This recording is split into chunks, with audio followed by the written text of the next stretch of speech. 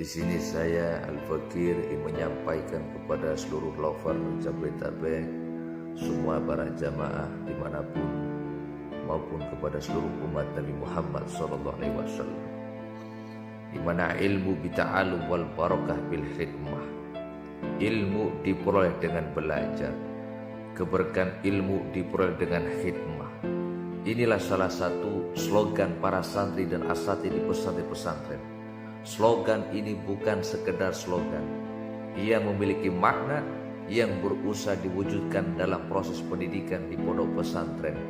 Al-Imam Ali bin Hasan Al-Attaus mengatakan, memperoleh ilmu, futuh dan cahaya, maksudnya terbukanya hijab-hijab batinnya, adalah sesuai kadar adamu bersama gurumu. Kadar besarnya gurumu di hatimu, maka demikian pula kadar besarnya dirimu di sisi Allah tanpa ragu. Al-Mahaj As-Sawi 217. Para ulama ahli hakikat mengatakan, mayoritas ilmu itu diperoleh sebab kuatnya hubungan baik antara murid dengan gurunya. Untuk memperoleh keberkahan ilmu harus dengan hikmah. Bagian ini berisi dua kata kunci, yaitu berkah dan hikmah. Agar ilmu yang telah dipelajari berberkah, maka seseorang penuntut ilmu harus berkhidmah. Allahumma sholli ala Muhammad.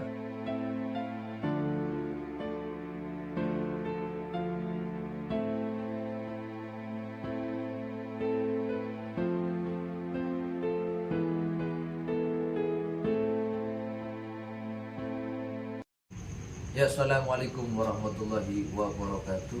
Waalaikumsalam warahmatullahi wabarakatuh. Alhamdulillahirabbil alamin. Allahumma sholli ala sayyidina Muhammad wa ala sayyidina Muhammad ala wa ala quwwati illa billahi al-aliyyil barqaul karam sultan awliya syadika dari syafatin Nabi Muhammad sallallahu alaihi wasallam. Allahumma ya rabbi tilawatullah indaka ala kulli syai'in qadir. Bersyukur kepada Allah Subhanahu wa taala, bersalawat kepada baginda Nabi besar Muhammad sallallahu alaihi wasallam. Moga-moga kita semua yang hadir, yang masih hidup di dunia akhir zaman ini maupun yang telah meninggalkan kita, mendapatkan ridho Allah, mendapatkan pertolongan syafaat dari baginda Nabi besar Muhammad sallallahu alaihi wasallam. Amin Allahumma amin ya rabbal alamin. Mari kita semua manusia-manusia penduduk bumi, hamba-hamba Allah yang masih hidup di akhir zaman, perbanyaklah mengingat Allah, perbanyaklah membaca sholawat kepada Allah dan Rasul.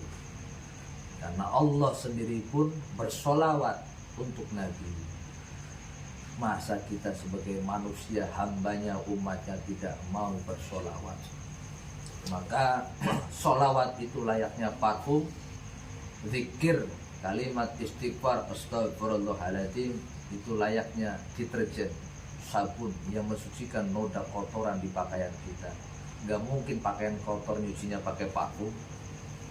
Maka bagaimana untuk membersihkan dohiriyah maupun batinnya kita dengan mengingat Allah, dengan mengharapkan suatu maghfirah, ampunan dari Allah Subhanahu wa taala.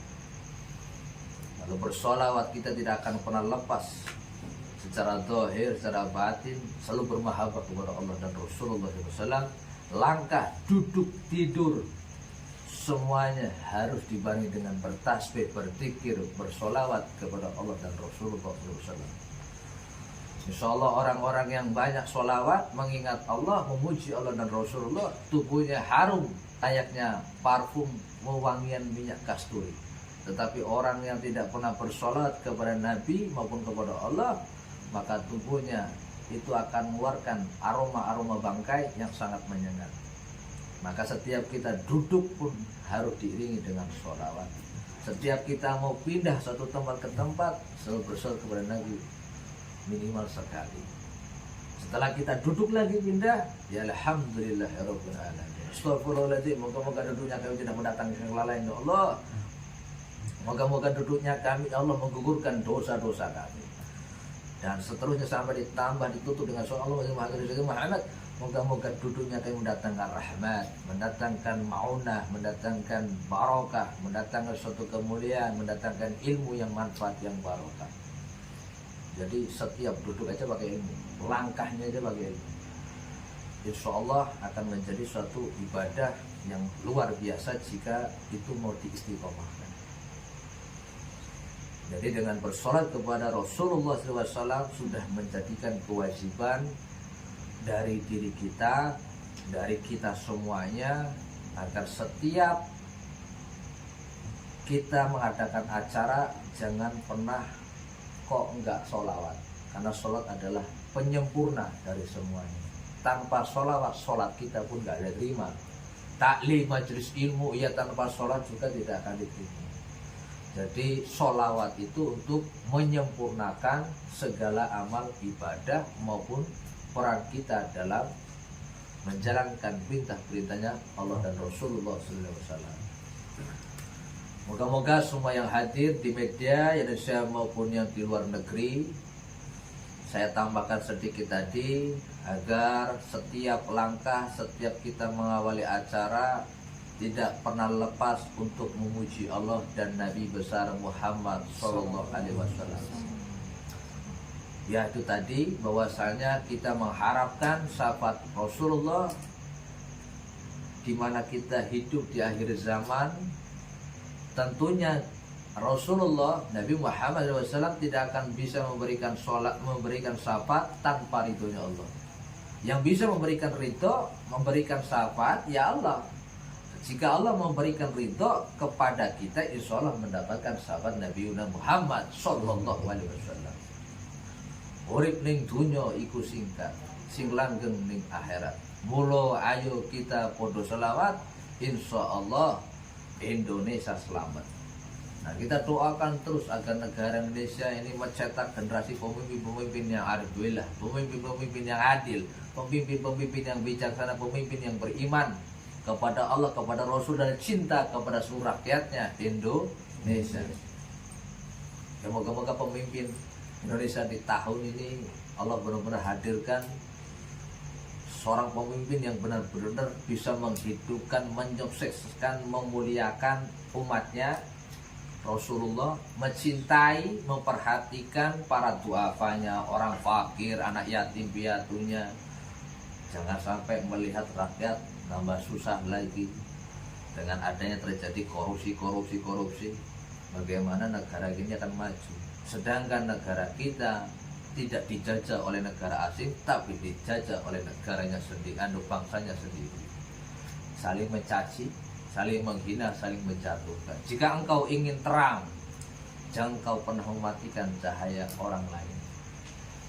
Itu pesan saya. Kalau mau terang, ya teranglah. Tapi dengan perjalanan yang baik, dilakukan dengan cinta, tanpa engkau harus mematikan cahaya orang lain.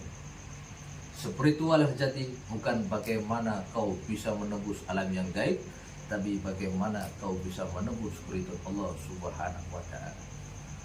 Pada tahun 2024 untuk semua para saudaraku, ini sudah dibuka, diawali dengan acara Kopdar Lover Jabodetabek. Saya dengan saudara saya Mbak Dian Permatasari dari jauh dari Semarang menghadiri kegiatan saya dalam acara Kopdar Lover Jabodetabek pada tahun 2024. Tentunya dengan hadirnya beliau menyambung silaturahim, memperkuat hubungan dengan para lover yang di sini, dan insya Allah sedikit-sedikit nanti akan dipaparkan melalui media dan akan disimak, didengar oleh panjenengan antum semua yang ada di Indonesia maupun di luar negeri. Moga-moga sedikit apa yang akan saya sampaikan nantinya di ujung ataupun di ending, dan apa yang akan disampaikan nanti oleh Mbak Sistiannya bermanfaat bagi kita dan menambahkan mahabbah, menambahkan iman ketauhidan kita kepada Allah dan Rasulullah Sallallahu Alaihi Wasallam. Amin ya rabbal alamin. Jadi acara Kopdar Lover Jabodetabek ini di kediaman Mas Muhammad Abdul Aziz selaku lover. Dia tinggalnya di sini, ngontrak, dan asal muasalnya beliau ada di Lampung, tinggal di Lampung, merantau lah di sini, buka usaha di sini, dan punya kontrakan di sini. Dan ini para lover yang hadir pun tidak banyak, karena mungkin keterbatasan waktu, keterbatasan dari adanya situasi kondisi yang mungkin tidak mungkin, wallahu a'lam, ya kan. Namanya iman, semangat seseorang itu naik dan turun.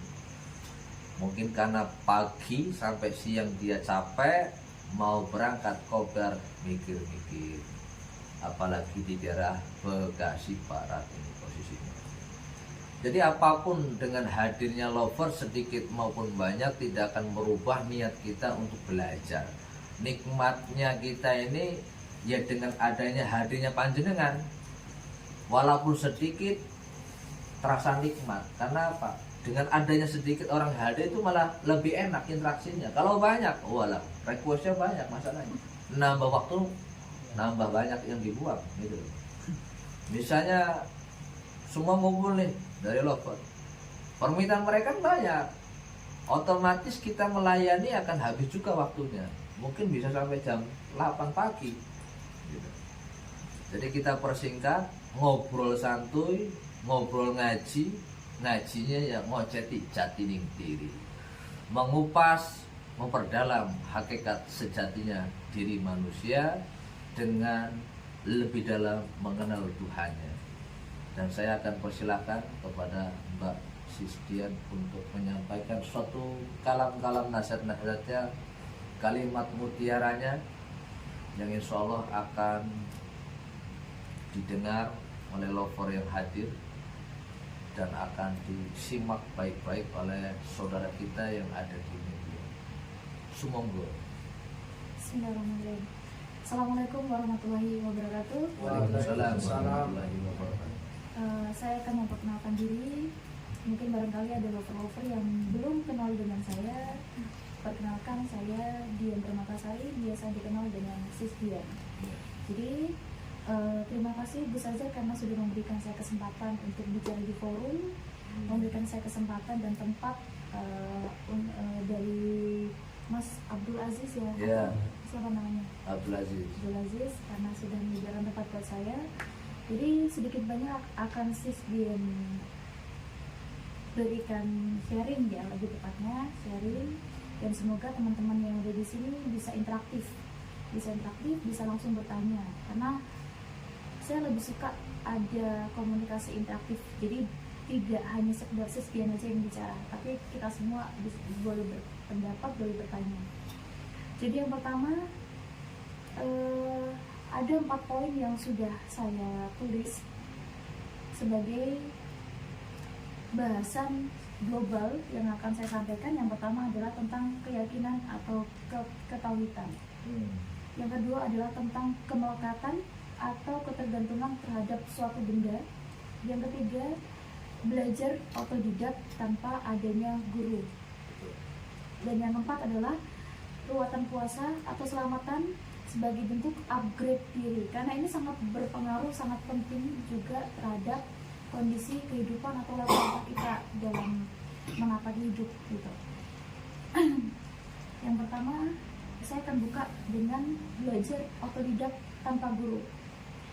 Banyak sekali di zaman sekarang ya, orang-orang dengan media yang sudah instan, kemudian akses yang mudah, bisa belajar dari arah manapun, bisa belajar pada siapapun, bahkan bisa belajar dari Mbah Google atau Syekh Google gitu tepatnya. Nah, kebanyakan orang-orang yang belajar secara otodidak hanya berdasarkan teori tanpa adanya guru, itu sebenarnya pemahamannya belum sempurna atau belum matang. Dikarenakan pemahaman yang terpapar atau yang disampaikan di publik atau di medsos biasanya pembahasan yang masih menggantung dan penyampaiannya baru separuh, jadi tidak tuntas. Nah, kemudian banyak juga di era sekarang anak-anak yang belajar dari Syekh Google seolah-olah bertingkah dia seperti orang yang sudah pakem dan sudah belajar secara langsung, mengalahkan orang-orang yang benar-benar tirakat. Nah, itu kan kebanyakan sekarang kondisinya seperti itu ya, Gus ya. Jadi mereka yang belajar dari sosmed, mereka yang belajar dari Google itu biasanya bertingkah seolah-olah yang paling tahu, yang paling ngerti daripada orang yang sudah benar-benar melampaui, benar-benar melakukan tirakat. Nah, bagaimana kita bisa meyakini suatu keilmuan hanya dengan berdasarkan sosmed aja? Padahal pakem atau cara kita menghargai suatu ilmu adalah dengan menghampiri si penyampai ilmu atau menghampiri guru atau mursyid. Itu sebagai bentuk kita hormat terhadap ilmu, sebagai bentuk kita khidmat terhadap ilmu dan sang penyampai. Nah, kemudian biasanya orang-orang pede, yakin Gus, dengan saya sudah belajar di sosmed nih, saya sudah menerapkan. Contoh aja seperti kita belajar meditasi. Nah, banyak kan link-link di sosmed itu kan yang mengajarkan meditasi, manekung, tata cara dan segala macam. Kemudian kita mempraktekkan.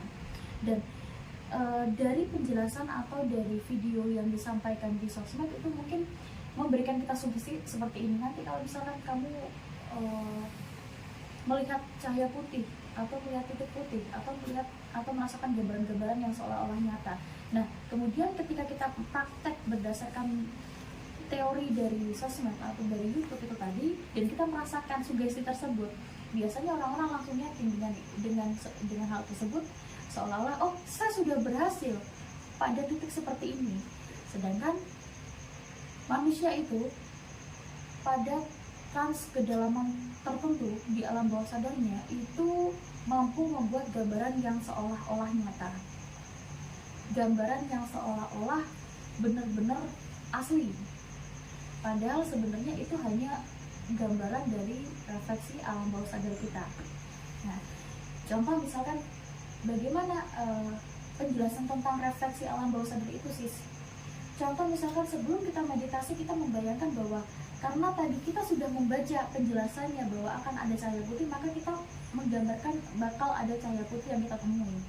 Dan saat kita praktek, cahaya putih itu muncul. Nah, itu adalah refleksi gambaran dari alam bawah sadar yang terkesan dibuat-buat sebenarnya. Dan manusia tuh kadang hampir gak sadar dengan hal itu gitu loh. Nah, itulah pentingnya belajar dengan adanya guru. Karena supaya kita paham tentang pakem atau sebuah futul ilmu dengan jelas. Yang kedua, guru itu sebagai mentor, sebagai navigator, supaya kita mampu mengerti, oh ini adalah yang hak, ini yang halusinasi. Nah, sebagai pembeda gitu. Gitu sih. Itu singkatnya ya. Yeah. Terus yang kedua tentang keyakinan atau ketauhidan. Boleh selonjor nggak? Boleh. Maaf, itu lampunya dihidupin oleh. Jadi diperhatikan video juga. Kalau kiranya kurang pas, kalau pakai flash cam gimana guys? Ini lampu ini. Enakan mana? Enakan gini. Enak. Maksudnya tak tanpa flash, mata aku soalnya lampu Oh, pada iya. atas. Terus tentang keyakinan atau ketauhidan. Kita nggak usah susah-susah untuk meremehkan kuasa Tuhan itu dengan membakar Alkitabnya, dengan membakar kitab sucinya, atau dengan mengolok-olok nabinya. Tapi untuk menunjukkan kerapuhan tauhid atau keyakinan kita hanyalah dengan cara besok kita bingung makan apa, besok kita bingung dapat uang dari mana, besok kita bingung hidup itu harus menjalankan bagaimana. Itu bentuk rapuhnya tauhid yang serapuh-rapuhnya gitu. Terus yang jadi pembeda tentang ketauhidan lagi adalah ibarat kata kalau kita pusing, kita bertanya siapa yang menyembuhkan kita, Gusti Allah atau sebutir pil obat generik yang kita minum. Nah, itu juga sebagai bentuk kerapuhan karena kita bertanya atau meyakini bahwa pil inilah yang menyembuhkan kita, jadi bukan Tuhan. Nah, itu kerapuhan dari suatu ketauhidan.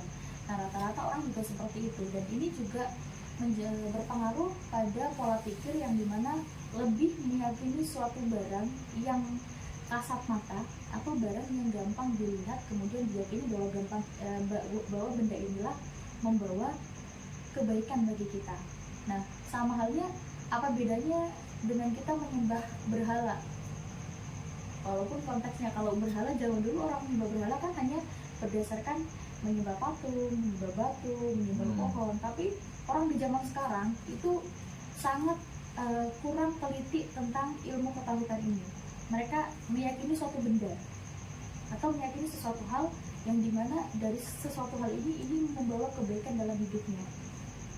Nah, contoh ini ada hubungannya dengan kemelekatan dan ketergantungan terhadap suatu benda, Gus. Jadi contoh pusaka, kita meyakini bahwa pusaka tersebut dapat memberikan keberuntungan atau proteksi atau segala macam. Terlepas dari apakah pusaka tersebut ada energinya atau ada kodamnya, itu kita abaikan aja. Kalau misalkan kita menyimpan pusaka hanya sebagai simbolis bentuk kita nguri-nguri budaya atau melestarikan budaya, atau seandainya pusaka tersebut adalah peninggalan leluhur kita, maka sah-sah aja. Tapi kalau seandainya pusaka tersebut sudah kita yakini, kita meyakini bahwa itu dapat membawa sesuatu hal dalam hidup kita, nah itu yang salah. Bisa jadi kemelekatan dalam diri kita, seolah-olah tanpa adanya benda ini kita nggak bisa hidup. Tanpa adanya afirmasi dengan benda ini, kita tidak bisa berjalan atau laku lampah dengan kehidupan. Nah itu yang salah. Jadi ada hubungannya antara belajar otodidak tanpa guru tadi, karena kita tidak bisa membedakannya hak dengan yang halu. Terus ada juga kesinambungan antara keyakinan dan ketahuan juga tentang masalah benda pusaka ini, pemelekatan yang kemudian kita meyakini bahwa sesuatu hal itu dapat membawakan bisa keburukan atau bisa kebaikan, tergantung dari mindset kita menyikapi sesuatu hal gitu. Terus itu aja dulu tentang penjelasannya. Yang terakhir tentang ruatan puasa selamatan sebagai bentuk upgrade. Mungkin teman-teman pernah nggak notice bahwa ketika ada orang belajar ilmu, rata-rata mereka nggak balance atau mereka nggak seimbang. Nggak seimbang itu pengaruhnya macam-macam.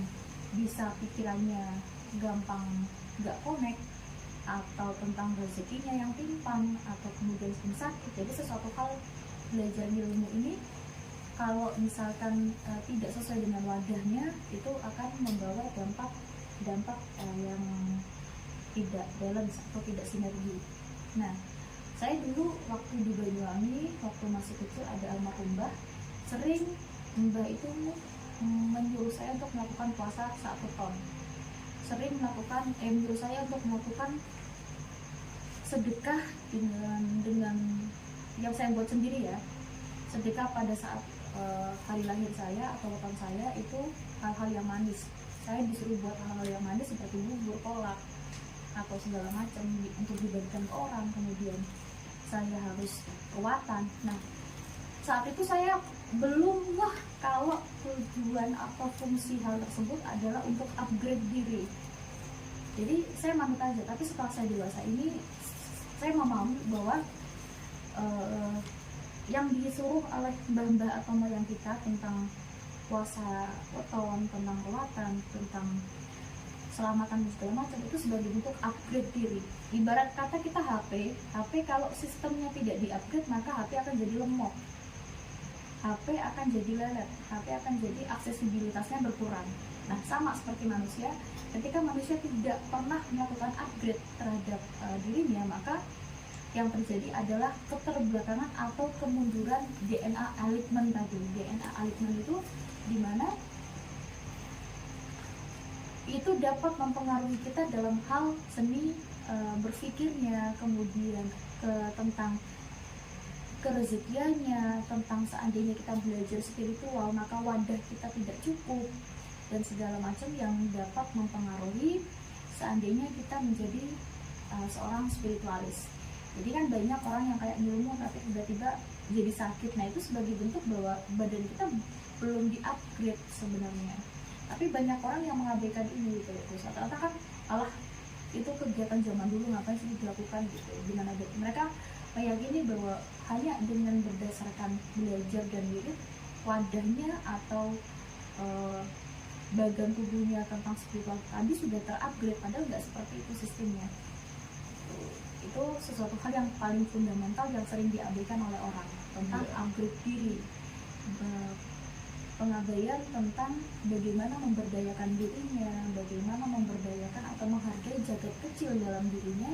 Jagat kecil itu termasuk dengan sebelum papat lima pancer bagi orang Jawa yang memahami tentang ilmu ini ya.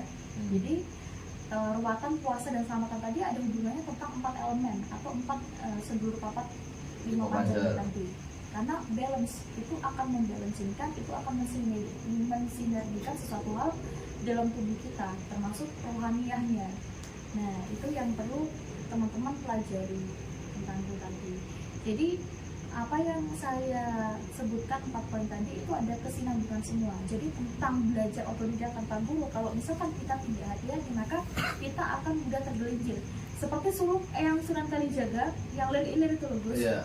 Kan ada bahasa lir-ilir itu kan bukan bahasa yang totok lo ya. Totok lo itu dalam bahasa Indonesia yang belak-belakan. Tapi itu kan sanepo, semuanya kan sanepo. Dalam siir suluk yang Sunan Kalijaga yang lunyu-lunyu penekno kanggo basuh dodotiro, kurang lebihnya seperti itu.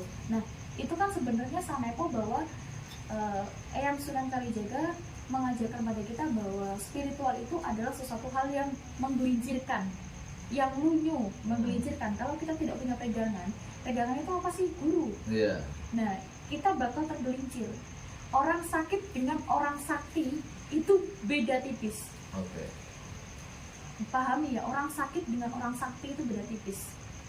Nah, kemudian kanggo basuh dodotiro, maksudnya adalah ilmu yang diajarkan oleh guru itu dapat membasuh lahir dan batin kita. Kanggo basuh dodotiro, dodotiro itu kan rasukan sih, baju. Nah, itu kan bahasa Sanepo yang mengartikan bahwa itu adalah diri kita dalam bentuk lahir dan batin. Nah, kalau misalkan kita tidak punya pegangan, tidak punya guru, maka bagaimana caranya kita bisa membasuh itu tadi? Sedangkan kita sudah tergelincir. Nah, itu perlu dipahami. Kemudian tentang keyakinan dan ketauhidan, bahwa sebenarnya untuk menghina Tuhan itu tidak harus kita membakar kitabnya atau menghina nabinya, tapi dengan kita ragu, dengan kita takut untuk besok kita makan apa atau bagaimana cara besok kita hidup, itu sudah bentuk penghinaan Tuhan yang paling besar. Itu masuk dalam ranah ketauhidan atau keyakinan. Kemudian tentang kemelekatan dan ketergantungan terhadap benda tadi, bahwa sesuatu hal yang tidak kita ketahui jangan kita jadikan landasan dasar keyakinan untuk pakem kehidupan.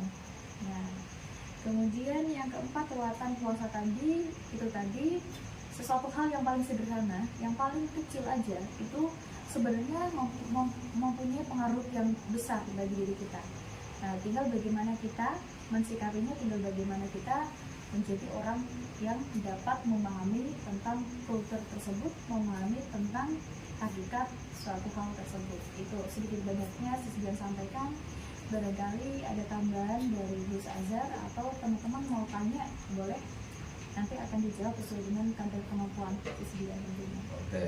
Jadi yang tahap pertama itu saya tambahin Mas, dengan kalimat yang disampaikan yang sama. Maksudnya ilmu tanpa iman itu jelas gelap, ilmu tanpa guru mesti sesat. Konteksnya dari pertama situ ya. Terus yang kedua, apa-apa yang kamu yakini, seperti tadi sudah dibahas, tapi dengan sudut pandang media lain. Mas sehat? Oke. Saya nanya, ini kamera sorot ke sini pelan-pelan. Oke.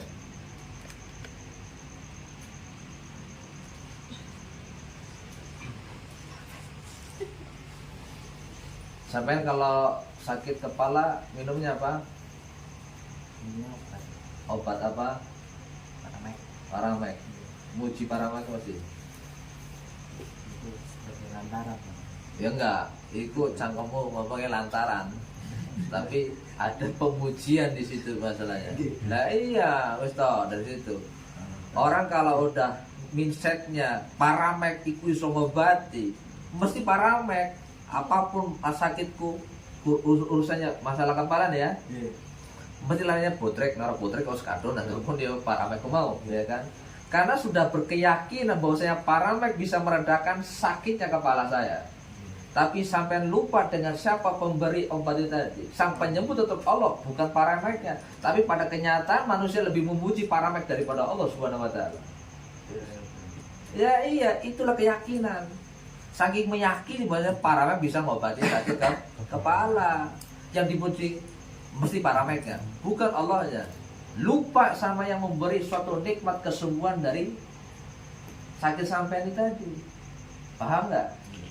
Nah, setelah sampean sudah sembuh, punya teman ataupun adik, karena sampean tahu ngopo kowe cak, ngopo lek ngono kan. Saya kepala aku mas ngono kan. Mamasmu wingi ngombe obat Paramek langsung cep hilang ngono kan. Mandi munjarab ngono kan. Nah, lihat tubuh kan. Beli obat, ngono kan. Sembuh juga ngono kan. Terdoktrin lagi nih, terdoktrin lagi nih. Bahwasanya sampai tadi mengatakan perantara betul, tapi setelah sampai melakukannya, mengonsumsi itu obat, pada kenyataannya sampai mengagungkan memuji obat daripada Allah Subhanahu wa taala. Apa? Nah, seperti halnya benda, seperti pusaka apa saja, maka dari kepercayaan, keyakinan, mas geser lagi mas, kan udah selesai. Nah, mohon maaf ya karena nggak ada kameramen, sing yang megang kamera HP ini pakai handphone.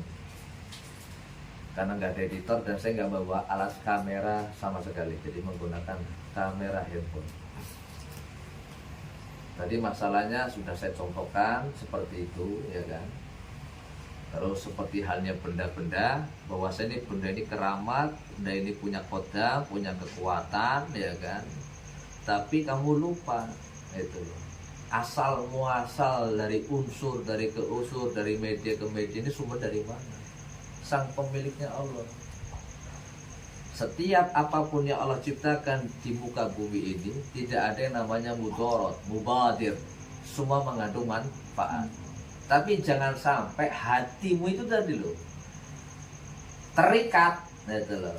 Terikat dengan suatu benda. Bahwasanya benda ini punya kekuatan. Yang punya kekuatan Allah. Benda ini tidak akan punya kekuatan tanpa dasar, tanpa adanya ridho, tanpa kehendak. Gitu loh. Sampean antum ini bawa tongkatnya Nabi Musa bala lautan, mesti gak bakal bisa. Yang sakti siapa? Yang ampuh siapa? Bukan tongkatnya, tapi orangnya. Itu. Paham boten? Saudara-saudara punya benda keramat, benda iki sungguh kebal, ngene tok nek jimatmu. Cekelom petik jebol. Nah, ini itu. Jadi mau setua apapun, mau sesakti apapun, bukan terletak dari bendanya, tapi orang yang membawanya. Kalau sampean punya suatu benda, batu misalnya ya, mesti tidak ada nilai, gitu kan. Tapi kalau aku udah megang, wah, cekelahnya busnya mesti mahal. Lah kan ada, ya seperti itu.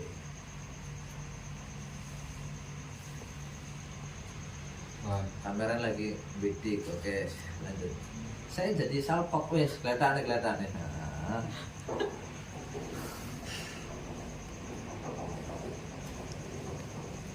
Saya mau lanjutkan videonya. Tapi di kamera ngapang lebur-lebur sana gitu loh. Kalau kamu mau ngeliput satu, kamu ngambil HP, ya ini jadi kepotong nih. Soalnya kamu pakai HP satu untuk ngeliput sana. Nah, paham ora? Bukan HP ini diputer-puter, saya lagi fokus ngobrol ke situ. Nah, harusnya pakai kamera dua, kamera satu standby, satu jalan. Nah, itu loh. Wes sudah, nggak usah, langsung intinya tadi. Rumah itu kalau nggak ada pondasinya hancur nggak mas? Iya. Ya hancur. Rumah itu tetap harus ada pondasinya.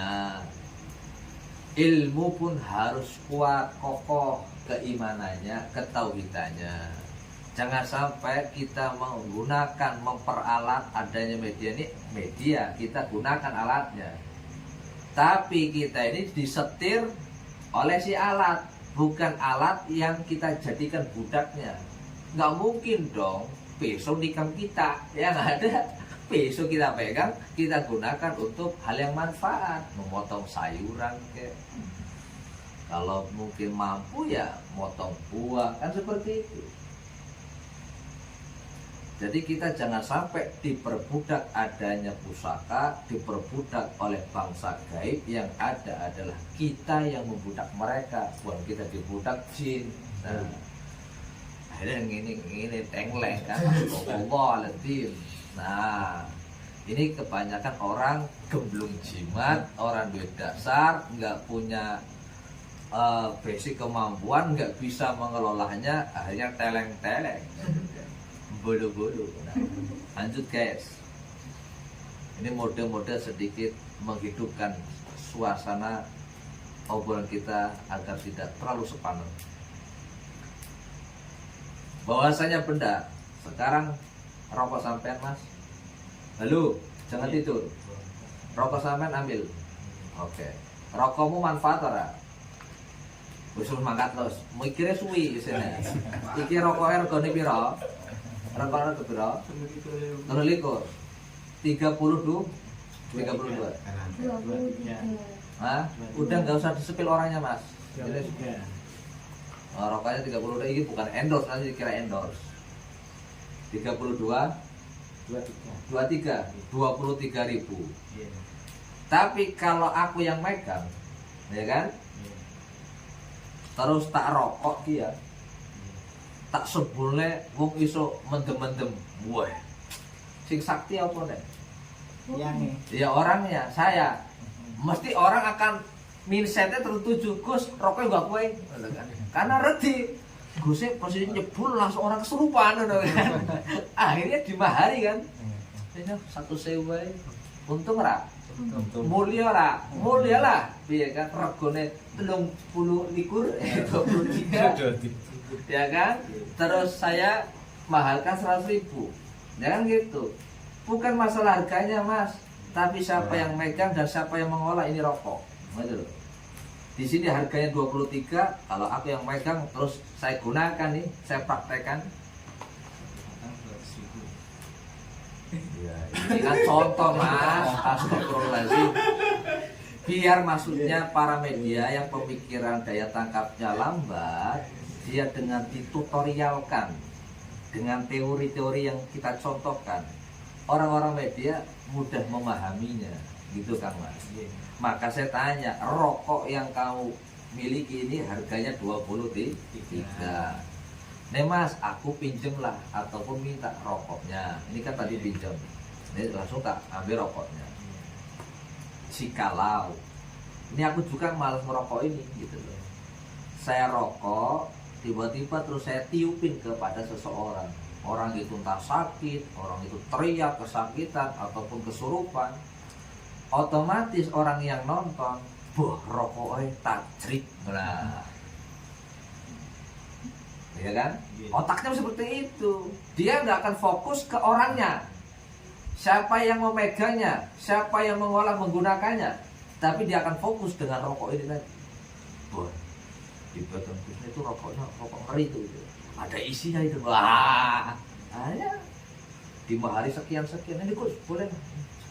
Saya mau maharin berapa aja.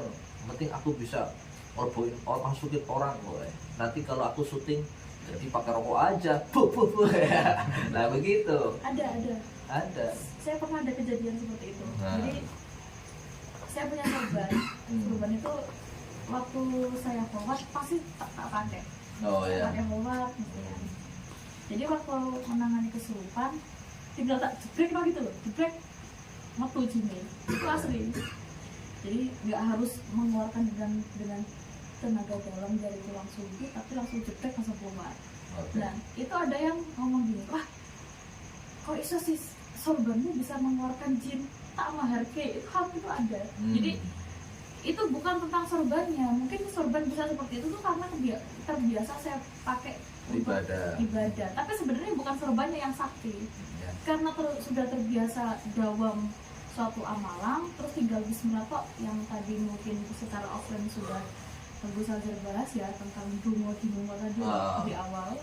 Nah jadi muncullah suatu kesan bahwa sorban ini bisa mengeluarkan jin, padahal bukan sorban yang sah, dan itu benar dimaharkan. Tanpa saya jual itu dimaharkan saat itu. Iya. Percaya berapa? 5 juta asli. Harga sorbannya berapa sih? 25.000. Nah, itu karena apa?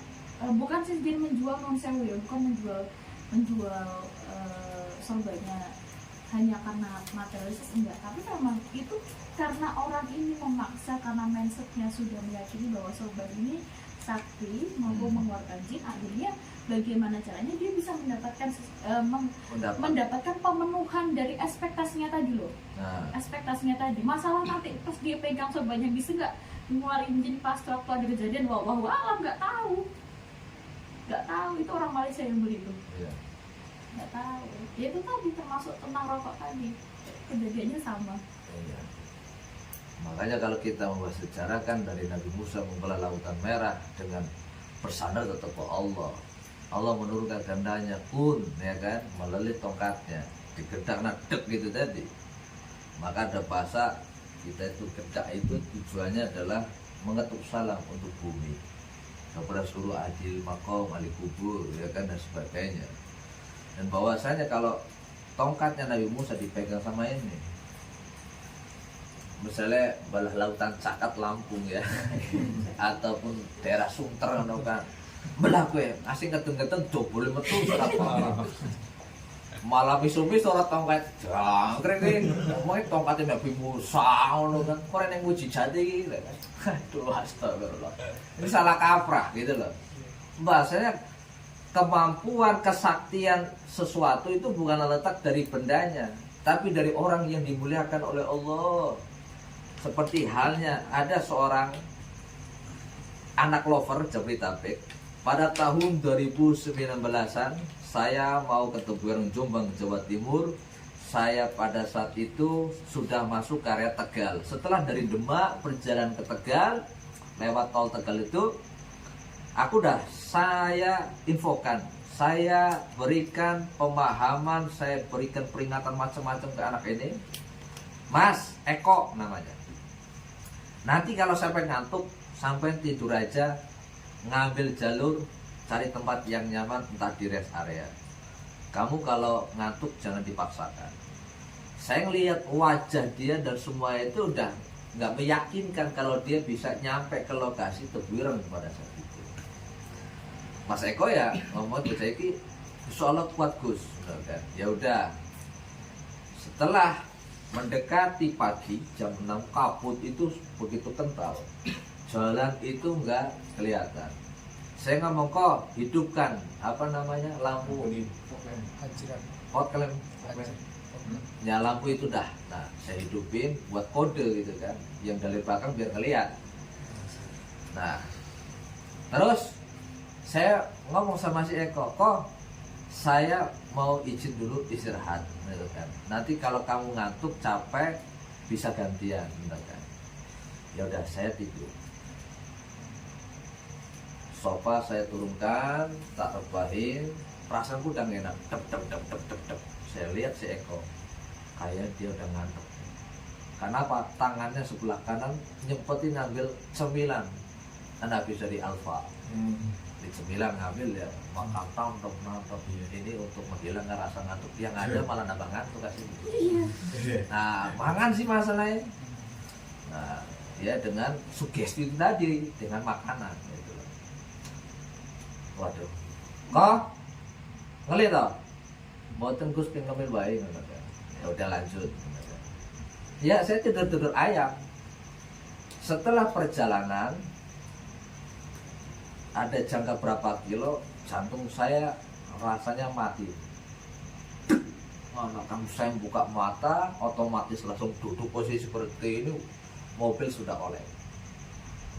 Astagfirullah, mobil buanti ke kiri, tadi kan kanan, bahu jalan itu loh. Jadi dari sopir itu, dia kok antem kiri ya gitu kan, antem kiri set gitu kan, ban meledak dulu yang sebelah kanan, ban depan sopir itu pecah, meledak lagi. Itu logikanya harusnya mobil itu banting dan terbang gitu. Karena aku udah bilang kalau ngantuk tidur gitu kan. Dan aku sudah gak bisa ngomong apa-apa masih mobil hancur itu. Wah, bener-bener mencekam sekali di dalam mobil itu.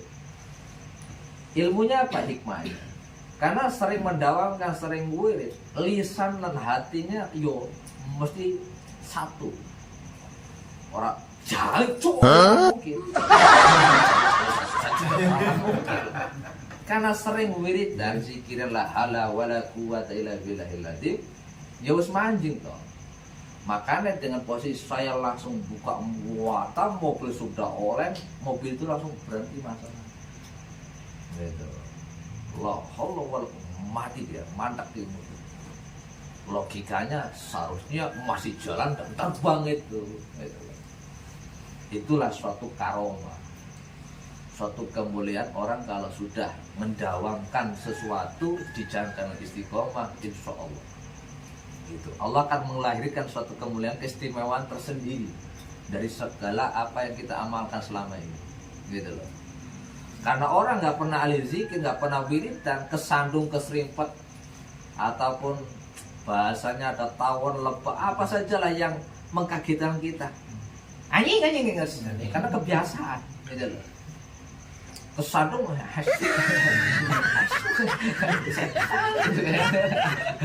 itu karena nggak membiasakan lisannya untuk berzikir. Tapi kalau kesandung, ini lu, astagfirullah, mau apa lah, itu mesti. Itu orang beriman, anak soleh ini kan. Masa kalau ini beda lagi sebelah kiri saya ini. Kesandung, aduh janda. Iya.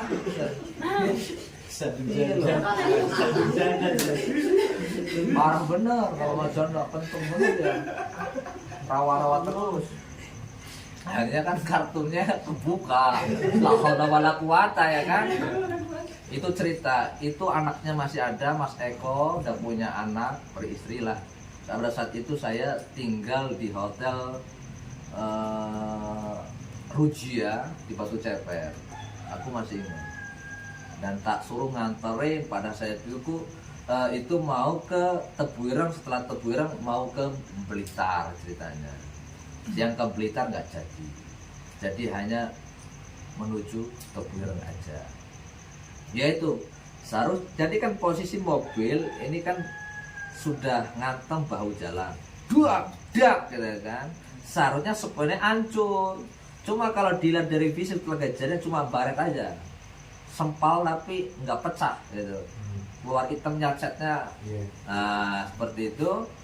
Terus baret sedikit bagian bodi depan dekat lampu. Seharusnya kan kalau pikir logika itu udah hancur parah loh gitu. Tempok juga itu nggak tempok mobil gitu loh, cuma baret-baret. Nah posisi baretnya juga nggak banyak.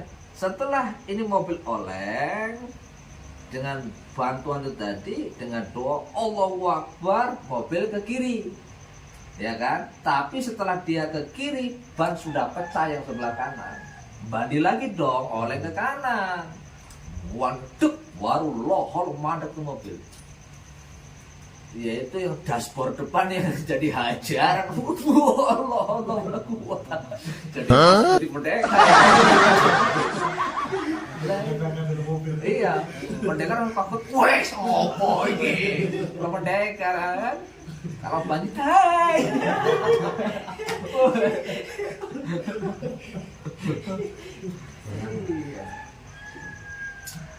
Ini mohon maaf bercanda, tapi serius itu. Tapi emang kayak gitu ya, rawa-rawa.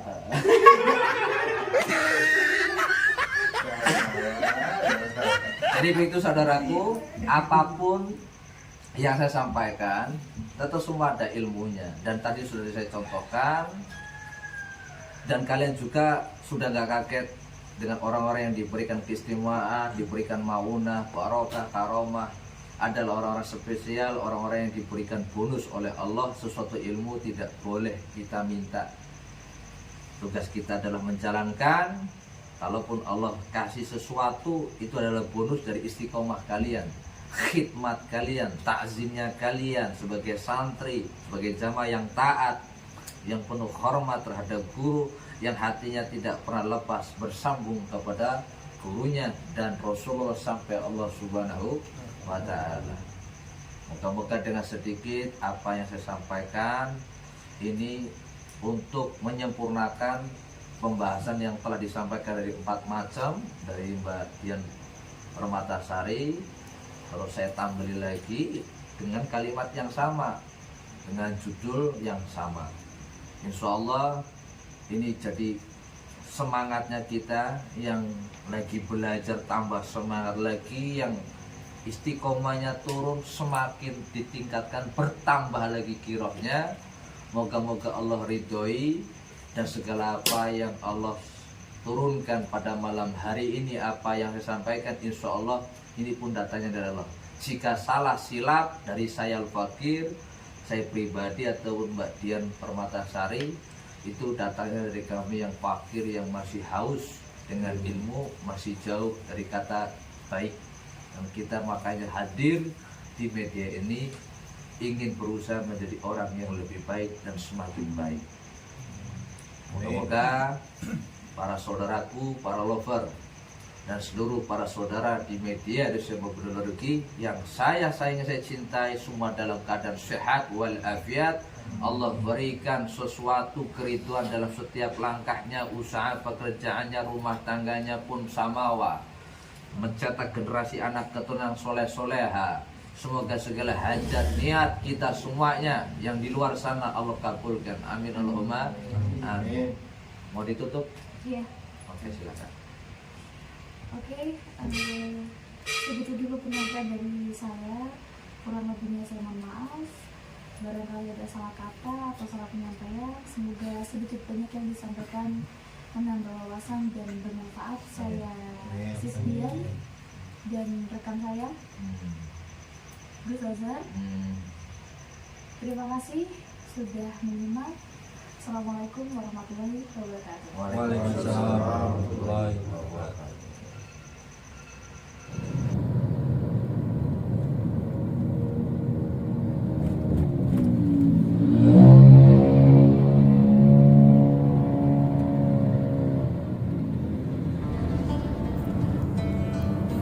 Mata ngantuk, saya belum tidur sama sekali.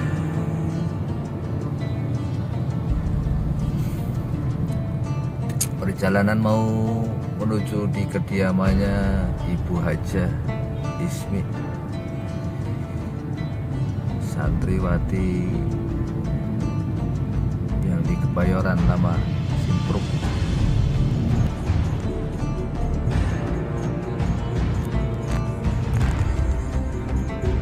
Mindol.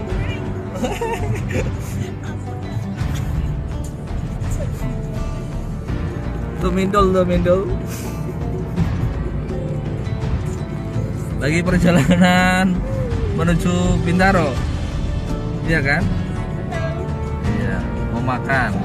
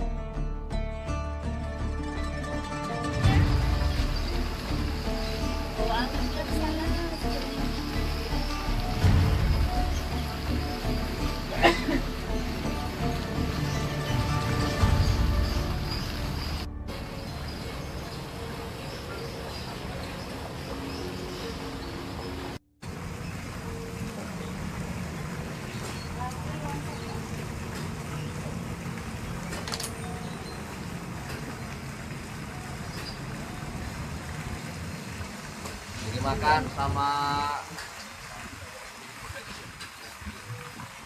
dengan santriwati Mindul Berfesuwehai. Ini ada tamu kita, bintang tamu Ibu Dian Permatasari dari Semarang. Nah, makan siang dulu di tahun 2016-an saya pernah ke sini. Posisi habis rekaman lagu Sindiran Wali wa Umati. Dan pada tahun 2024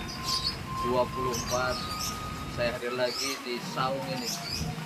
Masya Allah, tempatnya sejuk, indah, nyaman, higienis, bersih, pemandangannya Masya Allah, dan tentunya masuk ke dalam alam kesadaran bahwasannya ini suatu alam yang berhubungan dengan jiwa-jiwa darah-darah Sunda. Wah, Masya Allah. Dan Alhamdulillah perjalanan dari Jakarta Selatan ke Bayoran Lama menuju lokasi ini diberikan lancar mudah, tidak ada halangan